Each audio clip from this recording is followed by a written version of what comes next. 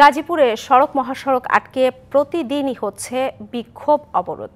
দাবি আদায়ে শ্রমিকরা রাস্তায় নেমে আসায় বন্ধ থাকছে যান চলাচল। এ কারণে এবার ঈদ যাত্রায় এই রুটে ভোগান্তির আশঙ্কা করা হচ্ছে। তাই দাবি উঠেছে ঈদের সময় মহাসড়ক দুটি অবরোধের আওতামুক্ত রাখার। তবে অবরোধের জন্য কারখানা কর্তৃপক্ষকে দুষছেন শ্রমিকরা। ঈদের আগে ব্যস্ত হয়ে ওঠে ঢাকা টাঙ্গাইল ও ঢাকা ময়মনসিংহ মহাসড়ক। ঈদ যাত্রায় ঘরমুখ মানুষের কারণে এসব সড়ক মহাসড়কে গাড়ির চাপ বাড়ে প্রায় দ্বিগুণ। তবে কখনো বকেয়া বেতন, কখনো ঈদ বোনাস, আবার কখনো সড়ক দুর্ঘটনায় সহকর্মী নিহতের ক্ষোভ নিয়ে রাস্তায় নামেন বিভিন্ন কারখানার শ্রমিকরা। এতে রাস্তায় যান চলাচল বন্ধ থাকে ঘন্টার পর ঘন্টা। আইন শৃঙ্খলা বাহিনীর কঠোর অবস্থানের পরও থেমে নেই মহাসড়ক অবরোধ।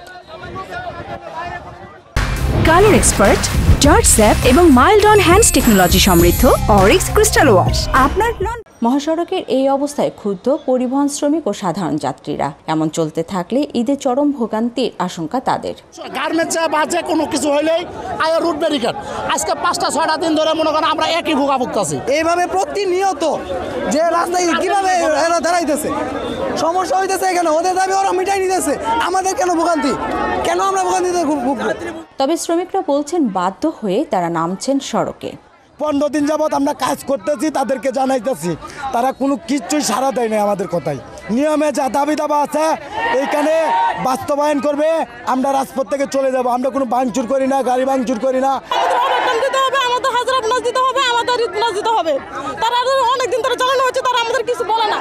ঈদ যাত্রায় যেন ভোগান্তি না হয় সেজন্য মালিকপক্ষকে বেতন ও ঈদ বোনাস চলতি মাসের 20 তারিখের মধ্যে পরিশোধের নির্দেশনা দিয়েছে পুলিশ।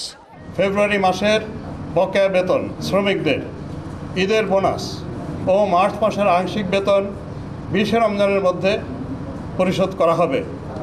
আপনাদের মাধ্যমে আমি সকল শ্রমিক ভাইদের এবং বোনদের প্রতি